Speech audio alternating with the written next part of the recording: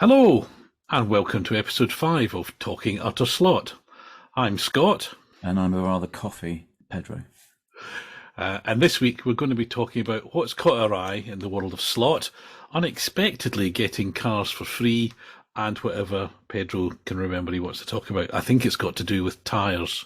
Has it got to do with tyres? Well, no, you were trying to pin that on me, and okay, if you want me to talk about tyres, I don't know a lot about tyres, but if you want me to talk about tyres, I'll have a go at tyres. That's simply because the last time we video chatted, I happened to be in the process of rubbing my tyres, which sounds dodgy. It does. There's no way around that one. It was Well, let's see how we can last to look forward to later in the show. So, in terms of what caught our eye this week, Can I just interrupt and apologise to our dear listener, that sole person somewhere in Margate, not Simon probably, that I am getting over a cough.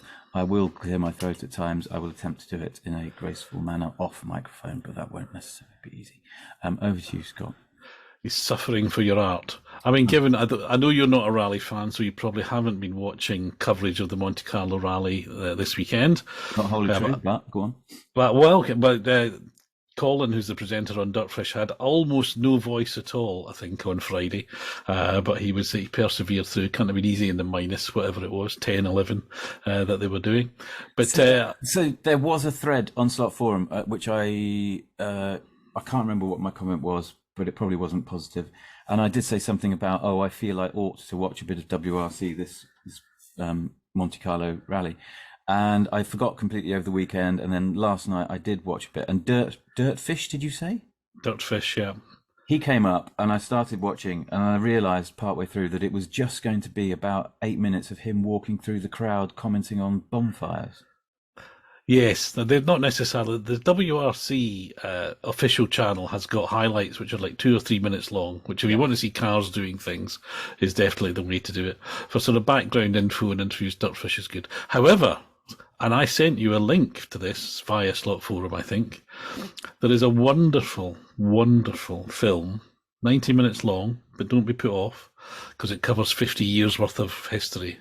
Beautifully edited, wonderful commentary, slightly quirky because it's English but translated from the German, and so there's a wonderful character to it, called The Evolution of Rallying, which used to be only available as a disc or a VHS tape for older listeners. But you can now stream it for free on YouTube. So if anyone is listening who's interested in rallying or thinks, what is it about rallying that captures everybody's attention, then give Evolution of Rallying a go. It is the most wonderful motorsport video, one of my favourites. I watch it at least once a year. That was me writing it down. I will go and... Oh, you say you've already sent me a link? I sent you a link, but Evolution of Rallying. I'll send you another one, don't worry. Okay. Anyway, so apart from Monte Carlo, there's no... well, I can lead into one of the things which caught my eye, appropriately enough, with the rallying, was the first pictures of black prototype shells for the Scaleauto Mitsubishi Lancer Evo 5 and 6. Don't they look nice?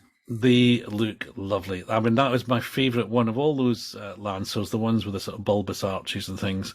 And the fact that they're doing both what I would call the Works livery, the red one, and also the Marlboro livery. Oh, I've not seen anything about liveries yet. Well, those are the two. So I would say the classic red Mitsubishi livery with the grey and white stripes down the side, and I think later, chronology is not my strong point, but the sort of Marlboro livery with Tommy Mackinnon. So, but will Scaleauto actually do Marlboro? Well, they could just write Tommy, because for some of the rallies, that was what was written on the car. And in a way, I quite like that. It looks no, come on, let's man up and accept that fags were a thing.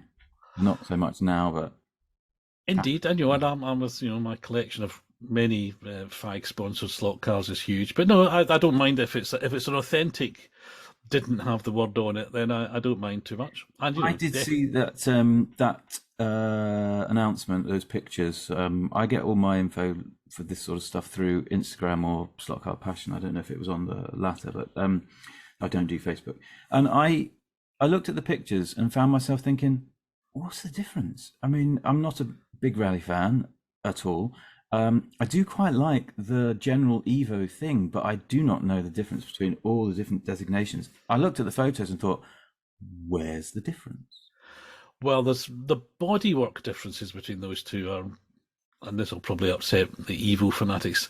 I mean, there's subtle bodywork differences between those two. I think in the reality, the difference was more mechanical in the cars.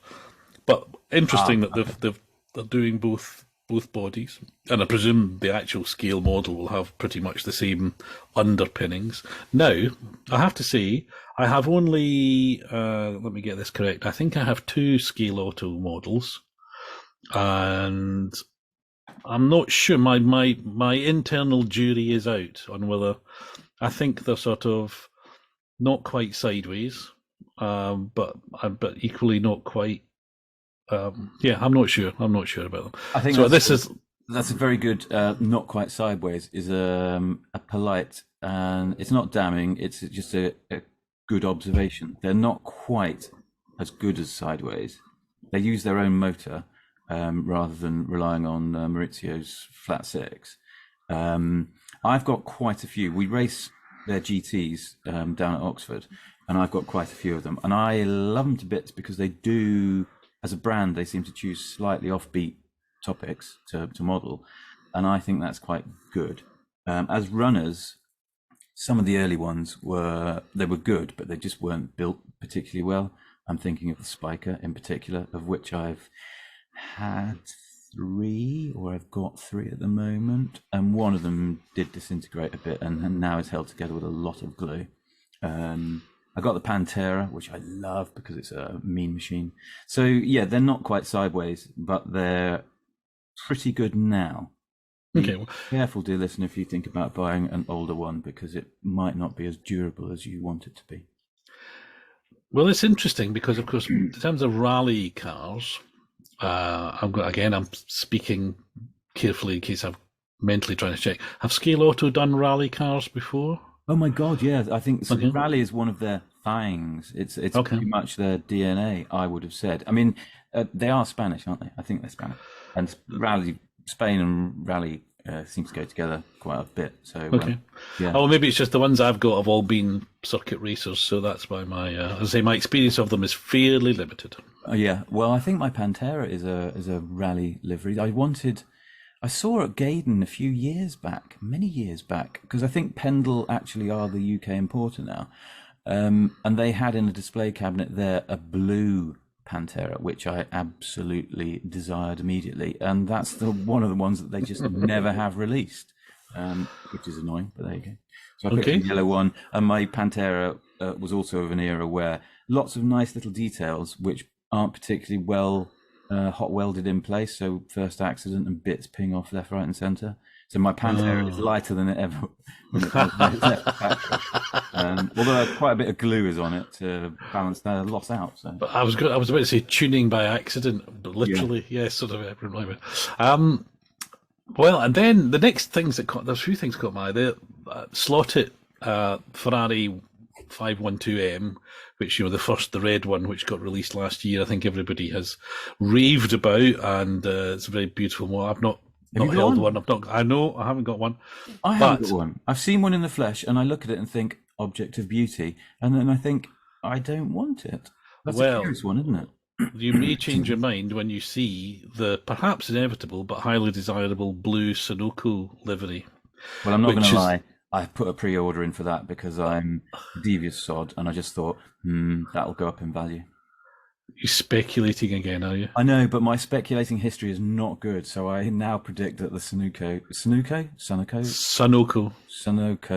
will not sell out and will not go up in value. This is an audio clip you're going to live to regret. I might edit that out. It's like the man who said the Beatles will never amount to anything. Yeah. I think it will sell. I think it's highly desirable. I think it looks gorgeous. But I've already got that livery on an old Spirit one, and I kind of can't bring myself to buying another one. I say that now. Yeah, I sort of think it's okay. So I'm sure there'll be other liveries of that. I'm one of those cars, but I'm sure there'll be other liveries of it. This is something I want to. I want you on the psychiatrist's couch and ask you. So you won't buy if two brands make the same car, make the same livery. You won't buy a duplicate from another brand, even though it's another brand, and so therefore will have different dynamics. I'm not sure how to answer that question in the affirmative there. So yes, I will. So for example, even though I had the classic Scaleauto Yardley BRM, I instantly bought a Polycar Yardley You would, BRM. wouldn't you? Because they're not really comparable, are they? Exactly. Well, they're not really. And some might say, with a lot of justification, that the slotted Ferrari isn't going to be anything like the old Spirit Ferrari, but the Spirit Ferrari kind of runs on par with my many fly cars of that era, and I've already got it and all that sort of thing. So I think I will get that model, but in a different livery. That's so I'm waiting for that coming. My issue will be if I get the Sunoco one, not if it's pre-ordered, whether I run it or not, because I have a habit of also buying things that I think might go up in value or might be valuable, and just for the hell of it, running them because I don't know why. I mean, it makes other people's cars more valuable because I've taken one off the. And you want me on the psychiatrist ship? Yeah, I know. There's issues going on. There is a lot of issues going on there. So I wanted to jump around again. Sorry. It's okay. I know you want us to be more disciplined, but the Spirit one, is that a Sidewinder?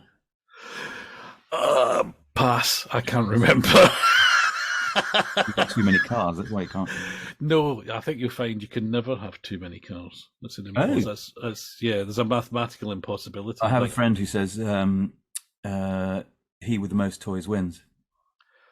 Well, it's not a competition, and I'm not going to be buried with them in some sort of bizarre Tutankhamun-esque tomb. Well, hope not. But although to spend eternity playing with your toy cars, there are worse things to contemplate. Yeah, but no, I don't. Better things to do for eternity, but leave that one there. Wait till you get there. I think the I think you can always find another car, which is a nice thing. He's only coughing for effect. People don't give him any sympathy. My final thing, which caught my eye, which I think might not. Well, I definitely won't buy one, but I think it's an interesting thing, and I'll tell you why I think it's the Revo slot Ferrari. It's very Ferrari heavy thing, isn't it? Anyway, the Revo slot Ferrari F40 in fantasy liveries, one of which is the kind of late. Or what period? Late 80s, early 90s Benetton. So the green, blue, yellow. It looks great. I get that. I like the idea of retro liveries. I spent a lot of hours on Gran Turismo putting other liveries on the wrong car, as it were. So replica 80s liveries on 2020 cars and things. And in fact, I have a little side project. If I can find someone who'll help me make decals, I will have the most amazing Jaguar and Lotus eventually. But so I like the idea of putting well-known liveries on other cars, and I think Benetton on a Ferrari sort of makes sense. Italian films and things. You're not keen. Go and tell why are you not keen? Well, because it caught my eye as well. I think this section is now going to be called "It Caught My Eye." It caught my eye as well. This is how topical we are as well, isn't it? I don't know. This news that this release is probably at least 10 days old, but there you go. Blame my cough, dear listener, because I cancelled this recording earlier. It caught my eye because I just thought it would be awful. I just don't get why people have to do these fancy liveries. Well, I understand why they do the fancy liveries. One, they sell. Two, they help pay for the mould. But I looked at them and I just thought, they're really awful. There isn't a decent fantasy livery out there. NSR, I'm looking at you. And now Revo Slot, they're just copying them. Well, Revo Slot have been doing some very curious fantasy livery. I think the pink Martini Supra was the one which was most far from reality, that one. Pink Martini is an interesting choice, yes. But, okay, well, I think Revo Slot as a brand, I think I've said before, I've got far too many Revo Slot Toyota models for all sorts of obvious reasons. And I used to work at Toyota, for those of you who don't know. But so I haven't got a Revo slot. Anything else? Okay. I was just going to say, do you have the F40? I have an F40, he said, thinking about it, and then screwing up his face, thinking, do I have an F40? I'm pretty sure I have an F40. Oh no, maybe I haven't, and I'm waiting. Sorry, blame the drugs, Lemsip. It'll addle your mind, kids. I think I'm waiting for them to do the. I'm going to get the pronunciation wrong. I always do. Is it the Brummel livery from like 94, 95 Le Mans? Aren't Brummel those little China figures that came from Switzerland of little boys and girls in trees? No, that's Hummel. Hummel, sorry. You lost me there, big time. Sorry. No, there is, I'm pretty sure, 94 or 95, possibly both years, there was a Ferrari. It was red and it had like a bit of green on it and a bit of white on it. And it's just a classic livery. And I've got it as an SCX, which was one of those Atalaya piecemeal things that you had to buy magazines for. And I love it to bits, but it's obviously, it's an SCX, so it's not very good. Desperate for one of those. And when I saw that Revo were doing these fancy liveries, I just thought, what a waste of time. Do the Brummel. Okay, well, hopefully they're listening, because as you know, we are a huge influence on the slot car market. Major influences. This will, when it announced, you know it'll be directly because you asked for it. As a sideline, I used to, not deliberately, but because Maurizio from Slaughter, some people won't know, but which one? Because they're both called Maurizio. Oh, I don't know. No, I was going to say the one that looks like Leo Sayer, and that's probably unfair. But hopefully neither of them know who Leo Sayer is. Moving swiftly on. I used to give him hassle for not doing DTMs, and then he did. Oh no, was it hassle for DTMs or hassle for Skylines? Or anyhow, I claim that Slot-It do DTMs and do the Nissan Skyline R32 because I hassled them. There. Well, you know, my claim. You've got to use your powers only for good. That's all I'll say. So be careful what you wish for. Yeah. Anything else caught your eye this week? Oh, lots caught my eye. I mean, that NSR.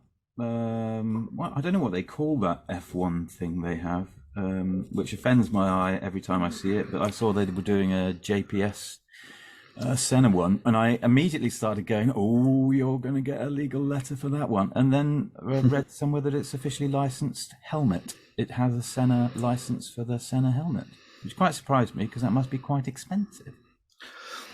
Well, we don't. Like you, I would imagine it's not cheap. Double downs on the question why the Scaleauto ones don't have it, but maybe we'll find out quietly someday. But hang on. Weren't you telling me in a conversation or possibly a podcast that you were happy that one of the Williams cars has an authentic helmet on it? So both Williams cars, so the PK and the Mansell ones, have got suitably decorated helmets, but the Senna Lotuses don't. And therefore are more noticeable for that fact. And you mentioned NSR have got it. So there must have been a reason, and we can only assume the reason. Now maybe someone else has got an exclusive for slot car use, and that may be what's precluding, but don't know. Interesting. Having said all of that, of all the helmets to replicate with a shaky hand and a paintbrush, Senna's is probably the easiest one because it's just a couple of stripes. So, whereas I wouldn't like to try and do PK or Mansell with my my shaky hands. But anyway, I had a go at doing Alonso for a Monoposto livery that I did of the Alpine, and I'm quite happy with the end result. But I doff my hat to people who can carefully paint crash helmets 1/32. I don't think that's particularly small for good painting, but there are some very good examples out there. I immediately thinking of driver number 8 on Slot Forum, who makes the effort to put a decent, real accurate helmet on all his Porsche drivers, and I can't. Yeah, I think it's a good thing. I mean, I used to badly paint my old Formula One car helmets. I found out in the source of all of this, and looking for some decals for a Senna helmet, that there's a company that you can buy their products through, Electric Dreams in America, for the mere price of $15, which is what, 12 quid, something like that. Pre-decorated, very nice driver helmets, including. Oh, I think I've seen that. I Senna. thought they were coming out of Mexico. Don't know why that would be the case. Well, the only place I can find listing to sell them is Electric Dreams. Other retailers are available. And have But you I actually guess, bought one?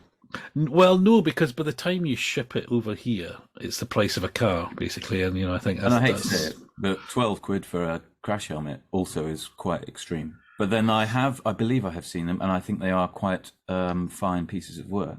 they're very nice. But you would pay, what, 8-9 quid for a sheet of decals to do a re-livery?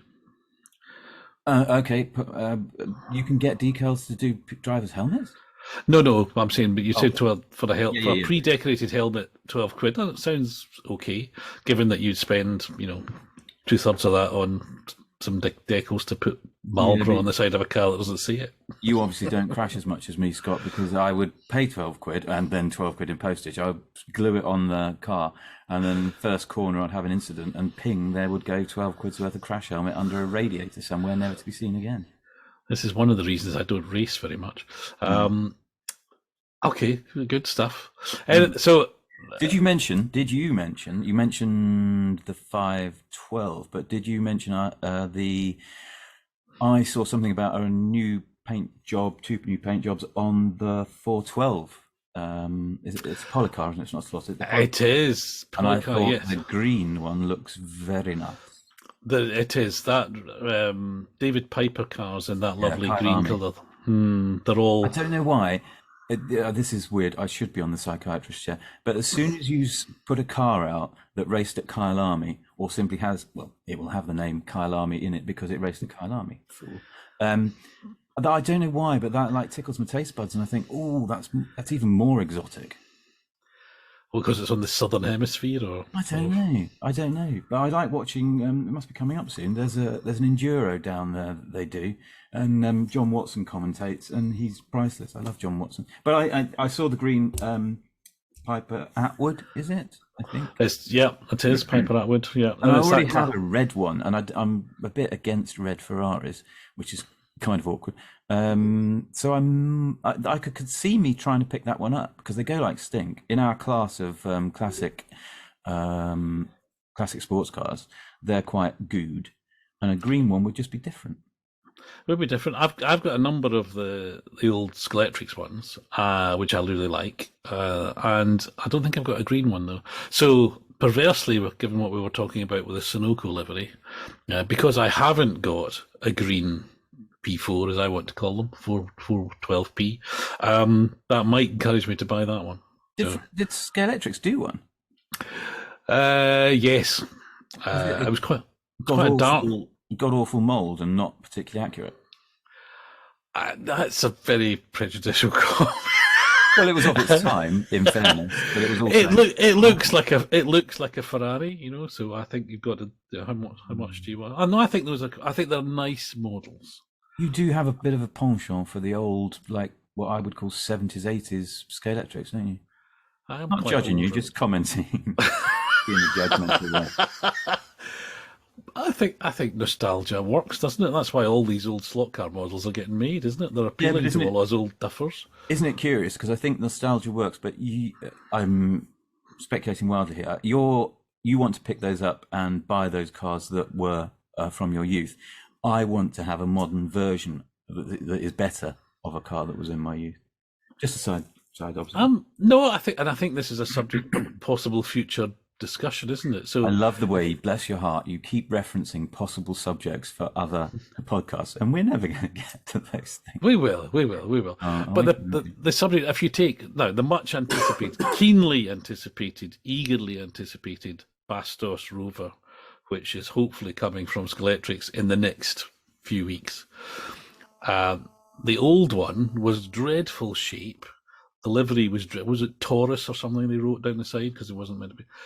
But, I bought it and painted it as best I could and all that. So I'll happily buy that old one and keenly look forward to the new one. I keenly look forward to the new one. I'm going to go off at a slight tangent here. We will get back to, what was the section called?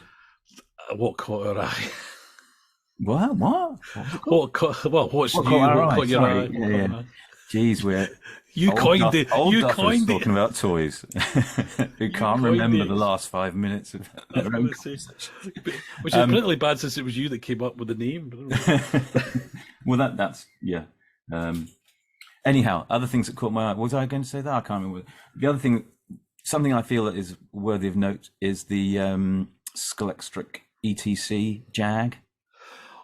Someone, me, I've already got mine. Yeah, have you got it? Wave at the camera that the podcasters can't see. I'd have to go out to my secret slot den. Think of sort of Batcave type thing, listeners, and pull it in. So no, I haven't got it ready to wave at you. Sorry. But okay. it is That lovely. looks sweetly pretty, and I haven't ordered one yet though, but I need to, don't I? Because it's sweetly pretty. It's going to be sold out. It's going to be sold out. That's another one of the. This is definitely definitely going to be sold out, I think.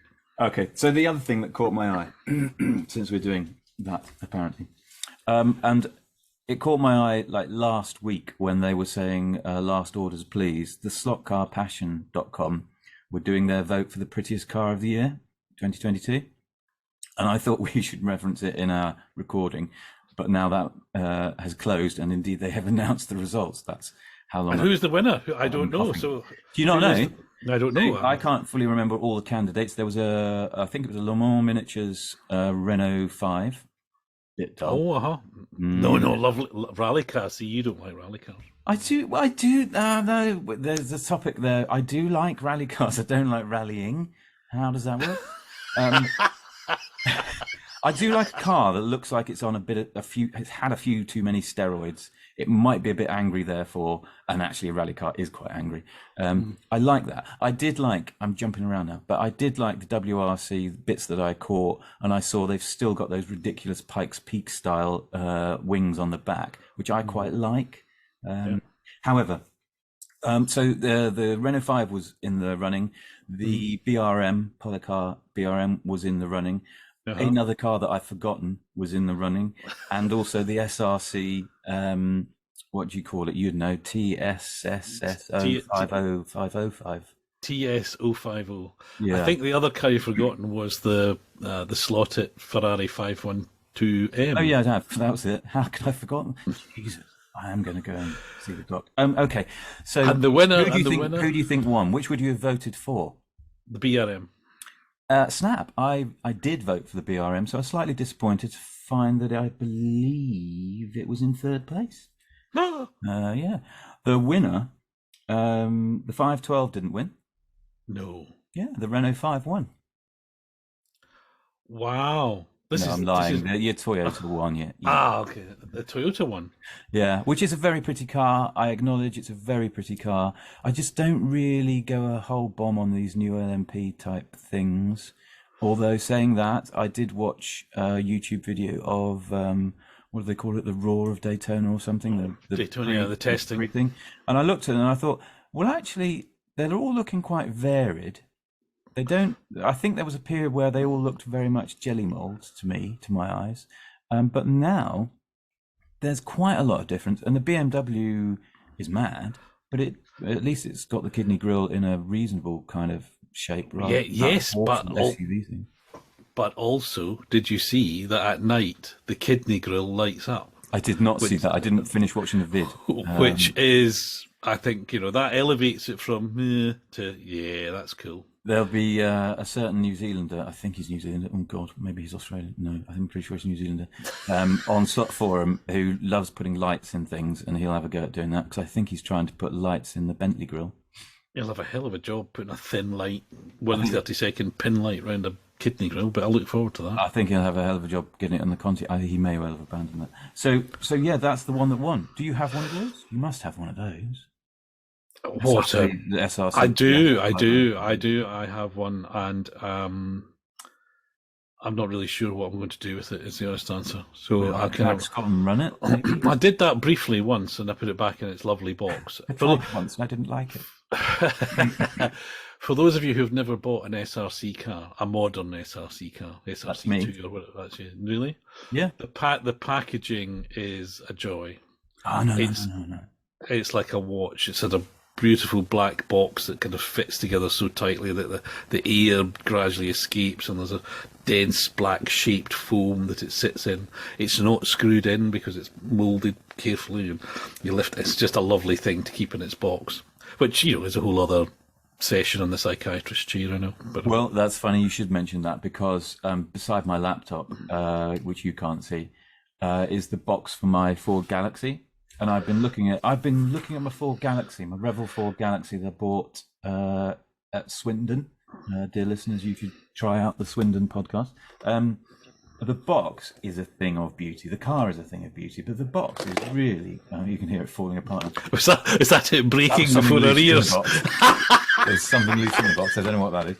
But the box, when it's got some integrity, is a beautiful thing. But I just, I get wound up about boxes. But all this stuff should just be coming in plain cardboard boxes. And don't waste money doing all this. Just waste money on the car itself, please.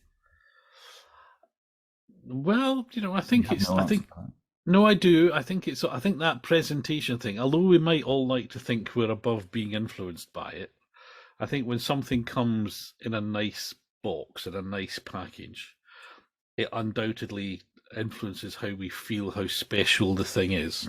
Even if you then take it out the box and use it, it still has. It's the baseline specialness is a little bit higher. We should get a psychiatrist onto the podcast, shouldn't we? No, we should be psychiatrists. Actually, maybe that's an offer. We could offer slot car psychiatry. Oh no, slot car psychology. That sounds like that song. I'll put a link in the description. Yeah, don't sing. Don't sing. Right, I think we should. We should move on. Not least of all because we're probably going to get sued if we carry on. One of the things I wanted to talk about Frontier psychology. Frontier psychology. Okay. I will put a link if I remember. Thank you.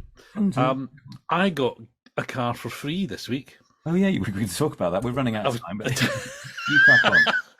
Well, it's a jolly nice story, I think, not least because I got a car for free, but someone who I first met 30 odd years ago because he worked for Ford and I worked for, at the time, Austin Rover.